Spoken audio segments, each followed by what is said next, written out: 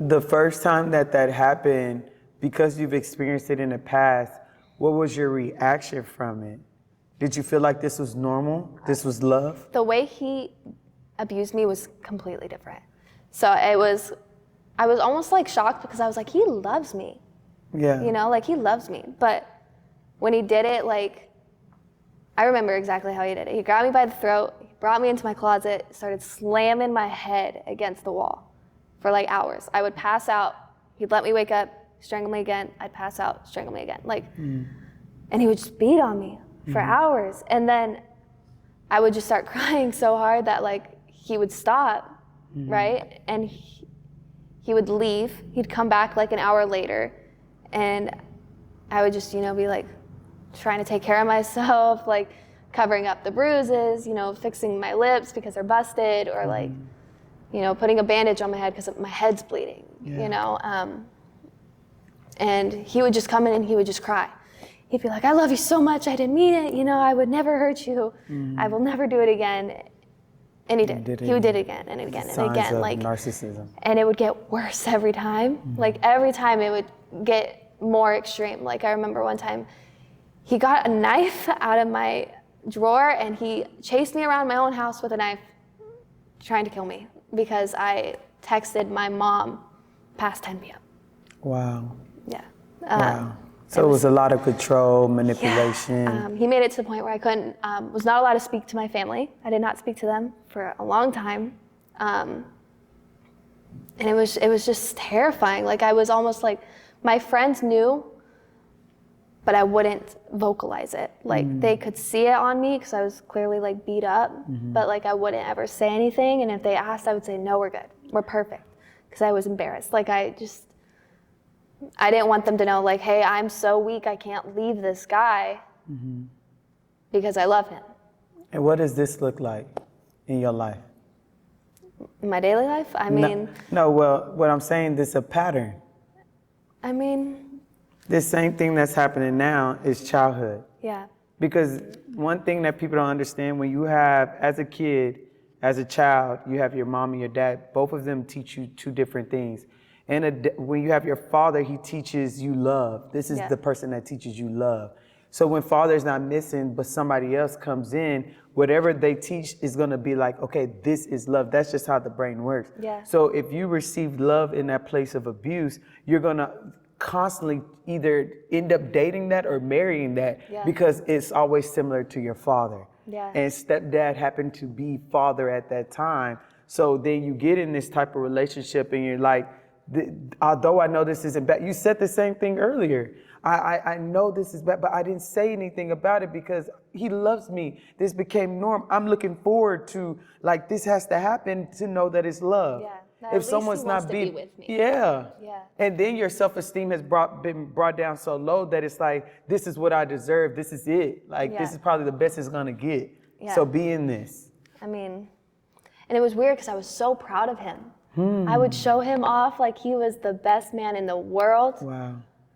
But behind closed doors, like, he'd beat me senseless every day. And how many women go through that too, that goes around and say like this man and put him on a pedestal. Yeah. And so the moment that you do speak up about it, it's like, wait, no, the man you showed us was this top-notch guy that does all these things for you, and now you're trying to say he does that, and then that unbelief comes in, and it's like, how can we believe you? You say he was good, now you say he's bad. Exactly.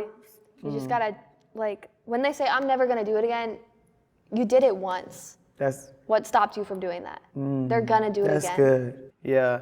But that statement is so hard too when you're in a place like you're saying of I've never seen anything other than this. Yeah. I thought that was normal until you're shown something new. And then even I've seen people when they do get something new that is good, they're like, no, I don't want this. Yeah. Because this can't be, something's not right with this because I've only known this. Want?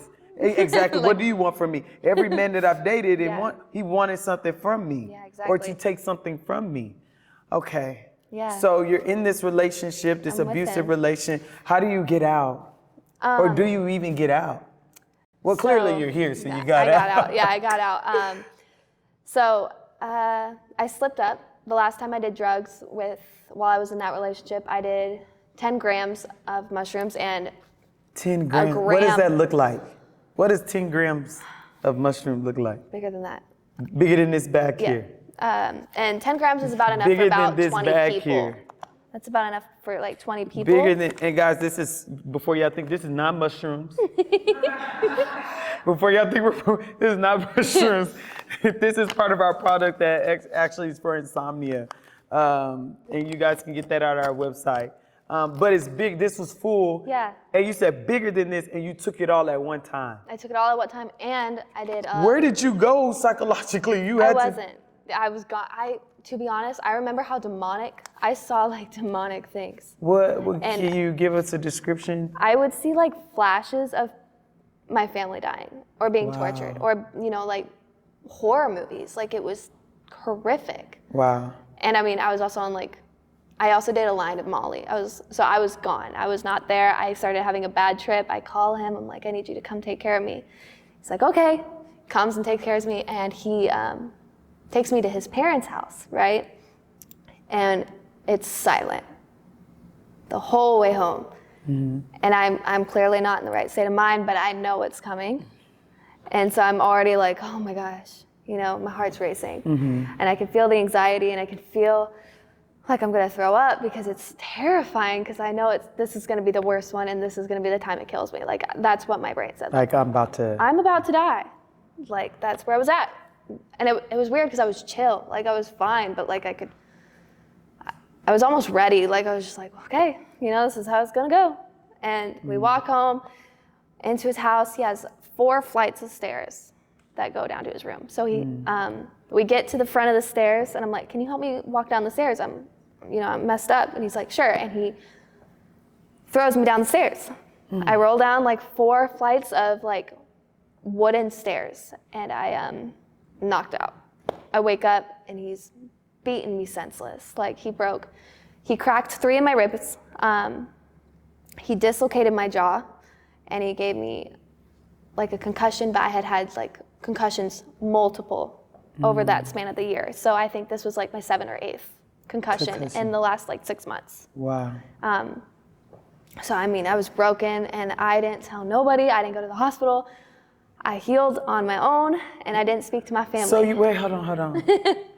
You have a dislocated jaw and 3 broken ribs. Yeah, and he would not let me go. And you, by the grace of God, by the grace of God, lived. Oh, wow. Yeah. A man that's supposed to heal and love people, be compassionate for people. Breaking people up. It's actually breaking, yeah. It's actually hurting. And he's probably. Yeah. Wow. Yeah, and he was super successful in that career. But and my brother calls me. He's like, "What's up?" And I'm like, "Hey, by the way, I just got engaged. Like, we should see each other." And he's like, "All right." He sees me, and clearly I'm like beat up. I can barely walk. My face is messed up, and he's like, "There ain't no way that this is gonna happen. There ain't no way." So my brother steals my family's car, and he's like, shows up at his house, and he's like, get all your stuff, put it in the car, or I'm gonna kill the dude. And I'm like, all right.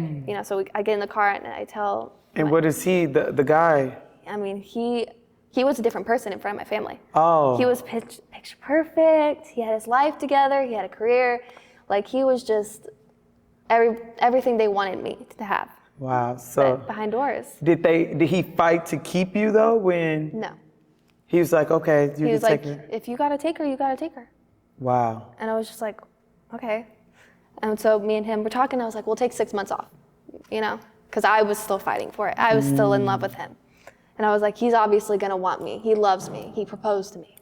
Clearly we're gonna be together. So I wasn't worried about it. I move in with my family. 2 weeks later, he gets a new girlfriend. So she looks exactly like me. Wow. So that's really weird, but she looked exactly like me. And you moved by yourself. How are you taking care of yourself at that point? I was honestly the financial supplier in our relationship. Wow, because I know pre-med, you're not making any money at all. No, he ain't making nothing because he's going to school. Yeah, you're not making any money. I'm making the bills. And you're you're working a regular job at this point. Yeah. Okay, so then fast forward, after he's gone out of your life, you're living by yourself, you relapse. I was working a normal job until my best friend was like, hey, I'm going to apply at a club. A club? What? Strip club. Being like the host? No. Like a stripper? Yeah. To be a stripper, Yeah. okay. And I was like, no, I'm not, I don't want to do that anymore. I basically was like, I hate men. Yeah. You know, I was like, I never want a man again. She was like, dude, just come with me. Like, I just don't want to go alone. Okay. I go with her. They hire me before I even auditioned. They hire me on the spot. Wow. And they hired her like, And you're how old? I had just turned 18. Okay. So I just hit the border. Not to say that's better, but Yeah. at least you're legal. And yeah, I mean, I was good, to be honest. Like, I grew up into it really fast. Really, like, sadly, I was the youngest girl at the club by like a lot. Wow. Like what was the next age? 30, 30 20, to 18. like 28, 30. And did these 30-year-olds say like, why are you doing? They what are you trained doing me. here? They trained you. They wanted me to basically help them make more money. Wow. So, I mean, it was crazy because women did the same thing men did. They trained me into being what they needed me to be. Wow. Obviously, in that industry, there's a lot of drugs, there's a lot of sex, and I was just used to that. I mean, it was normal. I got really close to my manager again. He was a much older man. I think he was in like his 60s, 70s, running the club. I was the youngest. I became his favorite. Wow. He had a thing for me, and he was one of the biggest suppliers for cocaine and ecstasy in that county. Wow. He worked with the Mexican cartel, like, and I became his golden girl. I would sell drugs like crazy. Wow.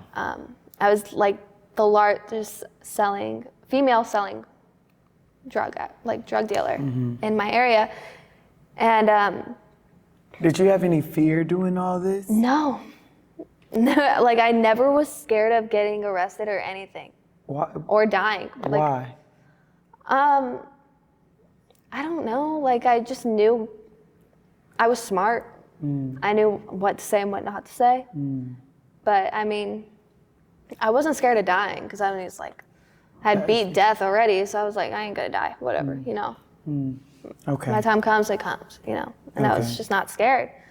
But the drugs took over Okay. at that point. Like, So it I kind was- of gave you that bravery? Yeah. I mean, it wasn't me. Okay. It was fake. Absolutely. I was doing about $800 cocaine a week. $800. Yeah. I don't even know what that looks like. About like 6, 8 balls. I don't know what an 8-ball looks like. Okay. I was doing about enough drugs for 5 grown men a week. In this small body, gosh, she's really small. I was a lot smaller then. I was 80 Wow. pounds. 80 pounds. Yeah, I could do this up here. I was smaller than a 00. And you did 5. Yeah. I can't even do the math. Yeah, I was doing enough drugs in a sitting for about 6 people In an 80-pound body. in an 80-pound body. And I'm sure those drugs took away appetite to not eat. I did not eat for weeks. I would not What sleep about for sleep? weeks. I wouldn't sleep. Okay. And how were you mentally? I don't remember any part of that life, Wow. to be honest. Like I think about it and I can remember like crying in my bed because I'm miserable, or like going to parties and not speaking. Or just like, yeah, like I was just numb to the whole world. Like nothing fazed me. Wow. I was you just- just like walking, just Walking and talking. yeah. Yeah, and it That's was that crazy. depersonalization. Wow. And then I had OD'd on Okay. ecstasy. Okay. Were you with somebody at this time? Okay. I was with my manager from the club, And so he's supplying you this drug, Yeah, and you OD in front of him. and yeah, he drives me home. He gives me a couple extra grams of drugs. He was like, just so you don't have to deal with this, like you don't have After to come to work. ODing? Yeah, and it was Okay, what is crazy. a OD? I'm thinking you lost consciousness. I had a seizure. You had a seizure. I had a full-blown seizure. I was throwing up. Yeah, Okay, and you come out of the seizure, and he's like, oh, let me just take you home. yeah. Wow. And he was like, here, you can take a couple extras just because I feel bad. And I was like, all right. You know, that, Thanks. And I did them. At home. Yeah. After a I whole OD'd. seizure. Yeah. My family, and I didn't talk at the time, but I texted my mom because she's epileptic. And I was like, hey, Mom, I had a seizure. She was like, well, we need to go get this checked out. So she took me to go get it checked out. And it actually was from all the head trauma that I dealt with from my ex-fiance. Okay. Yeah. That, because you didn't let that properly heal with help, you allowed it, so we don't even know how that, because that could have been a hematoma, blood, clots, or, yeah, and they said I just have a huge amount of bruising on my frontal lobe, and it just causes me to seize. Okay. And it's, and so that same thing that Mom had came and got me. And I was honest with the doctors. I was like, I use drugs, like, would it be the drugs? And they're like, it's not. You know, because I kept having them even when I got sober. Yeah. But I didn't care. I kept using. I would have, honestly, about because they say it's not the drugs. You're like, well, it's not the drugs. It's not the drugs. And so I would have, you know, 4 or 5 seizures a day. Don't know how I'm alive, because I 3 years straight, I have a seizure every day. I'm using insane amount of drugs every day, and I love it. To be honest, I mean, drug addicts love it. They're not gonna lie and say, oh, I hate being on this drug, then you wouldn't do it. Yeah. But they fired me because I got too small, because I was using so many drugs. Yeah. Okay. But my manager he favored me. You know, he was like, I'm not gonna let you hanging. I'm not gonna leave you hanging. Don't worry about it. I'll still supply, and you can still sell. And I've got this other job for you. And I'm like, all right, what's up? And he basically helps me get into the prostitution, and he becomes my pimp. But he was like, this side job, I just want you to go to this guy's house. He's gonna give you some money. It's nothing crazy. And I'm like, all right, you know. You're just gonna go pick up some money. Yeah, and I was like, okay, cool. And like, what? They didn't question, like, why don't you go pick up the money? I had a feeling, but I didn't think it was gonna go as far as it did. Okay, what happened? I thought it was just gonna be like a lap dance or something small, or, you know, just stuff I was used to doing. Okay. Right. And I go to the guy's house, and he's pushing. Like, he's expecting some stuff. He's paying a lot of money for it. So this is like, let's just call it what it is. This is now what, prostitution? Yeah, I'm complete. Like, this is my beginning of prostitution. Okay. You know, the first time, it was terrifying, obviously, because it was an older man. He was in his like 50s. I'm 20 at the time, like 20, 21. And I didn't fight back. I let it happen. So you're saying you didn't fight back. Sounds like something was happening against your own will. So now we're talking rape. Yeah. I've been raped a lot, like my whole life. Like, you know, when I was doing porn, I'd get raped. When I was stripping, I'd get raped. Like, it was just kind of a consistency in my life. It's always been in my life. Yeah. So I've gotten to the point where I don't say no, I don't start fighting, I don't push back. I kind of just let it happen, let it get it done and over with, and I move on, I go on with my day, it's just a part of the day. Yeah. But yeah, I started doing prostitution really heavy. Like, I started selling drugs, moving his drugs for him really heavy. And, you know, I kind of get a grip on it. Like, I get good at it. And I'm like, what's getting good at that? Like, what do you mean? How do you get good at something like that? I know you learn through experiences. Yeah, learning how to sell yourself, make yourself look good, make yourself look young. Like, to be honest, the reason I sold so well, the reason he favored me so much was because how young I looked. Okay. Like, because he knew that the people that were getting this liked young women. The clientele I attract is predators. Like, and I knew that. Like, I knew I could get a lot more if I looked younger. So, wow. So, I mean, and it was true. I would make myself look younger, sadly, but I knew what I was doing. Wow. And I was like selling myself. I would bargain with these customers, and I started being like, dang, I can do this without my manager. Wow. And so I did. And because he's what? Let's say it again, like a pimp. He's setting it up. Yeah, he was my pimp. We never kind of like clarified it between me and him, but like he would make it.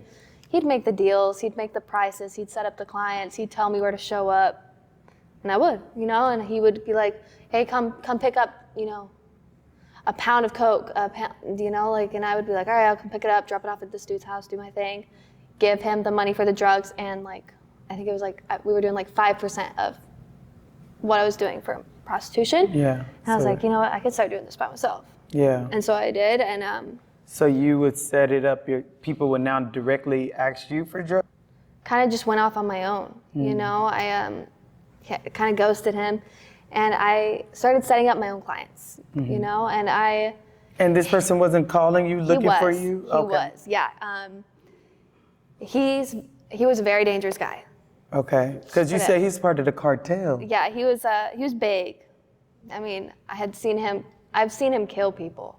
Wow. Like, I've seen him shoot people for speaking wrong. I've seen him beat people up for, you know, just pissing him off. Like, I've just seen him do awful things. And you weren't afraid?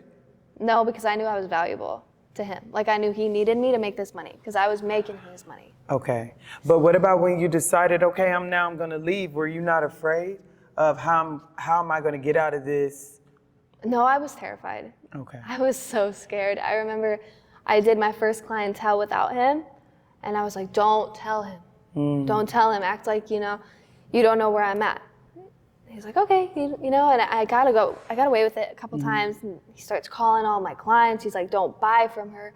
She's gonna turn you into the cops. So all my clients cut me off. Wow. Except for like 3, you know. Okay. And they were loyal, which is sad because they were loyal to buying a prostitute, but they were loyal. Yeah. And, you know, I stopped dancing. I'm getting really, really deep into my addiction. Basically, I'm losing my life. I'm losing my place. I'm losing my car. I'm about to be homeless. Do your clients start to notice you're desperate? Being like, hey, if you give me like $100 off, I'll give you a couple lines. Wow. And I'm like, all right, yeah. You know, like couple lines, that's about $100, you know, like that's fair.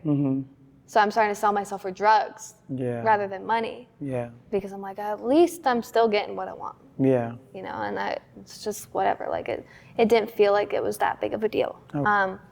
But I was living with this guy, and he just took advantage of it. He would be like, okay, well, I'm buying you drugs. You have to sleep with me. Wow. And I was like. And this is an older man? He's older than my parents, yeah. Wow. I think he's in his late 40s. And I was 21 the last time. And it got to a point where I'd be like, I don't want to sleep with you. And I would tell him, like, I don't want to do this.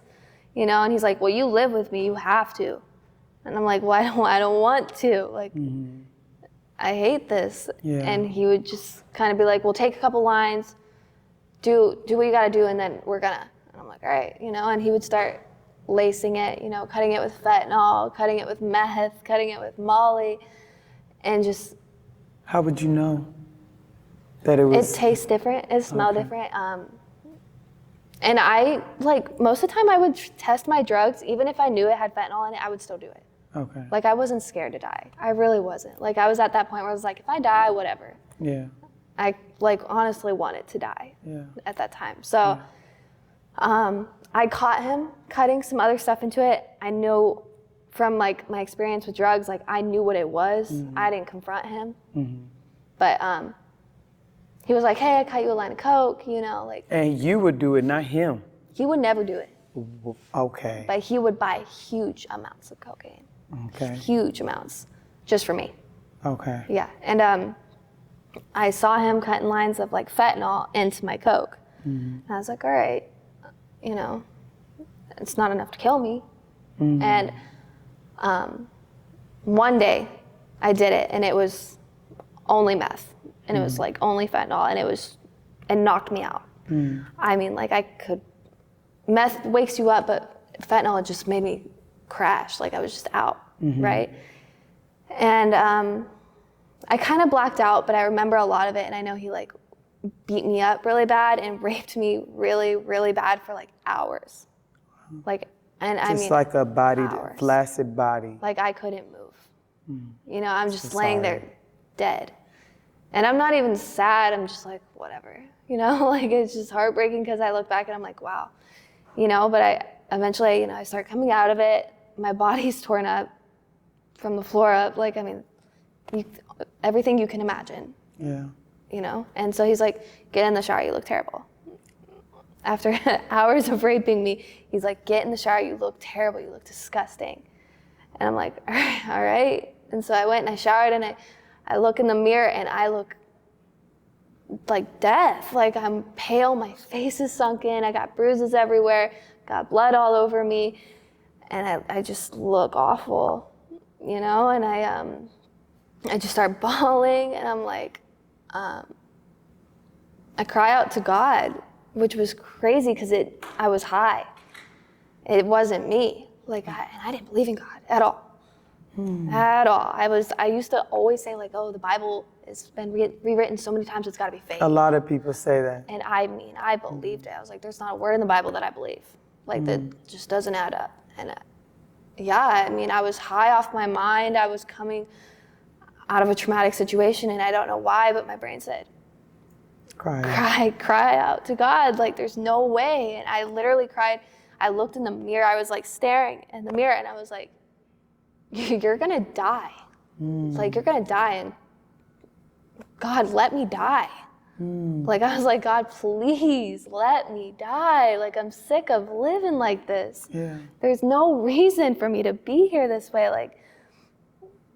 It's weird, but I cried out to God to kill me. Wow. Like I was just like, Now, most people crying out to God like, please help me. No, but and you're like, Lord, take me. like I would do anything Wow. for him to take me. I was like, I don't care if it's by the hands of this man. Kill me. Like I'm sick of being here. And 2 days go by. Guy rapes me again, you know, it happened, you know. And was this his first time putting hands on you?